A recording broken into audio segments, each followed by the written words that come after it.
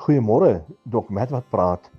Ek sit by 'n stroompie water en ek kyk en ek sien hoe die water oor die klippe spoel en elke stroompie, hy maak verskillende stroompies en spoel en almal dan in dieselfde rigting aan die einde van die dag. Maar tussenin sien ek daar's klein vissies wat ook heen en weer beweeg. En dis te mooi om hierdie stroom dop te hou en dit bring so 'n kalmerende effek oor my, 'n groot kalmte oor my, net om te sit en te hoor hoe hierdie water kabbel oor die klippe.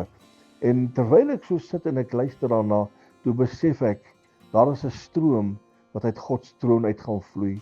My vriend, gaan dit nie wonderlik wees om na by die troon van die koning van konings te wees en dan hierdie stroom te ervaar, dit wat onder God se troon gaan uitvloei nie. Ek dink daar wag vir ons wonderlike tye.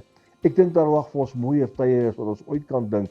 Dit wat in die mense verstand nog nie opgekom het nie, dit gaan ons sien, dit gaan ons beleef, die volheid van Jesus. My vriend, maak seker jy loop dit nie mis nie. Herlewingsgroete.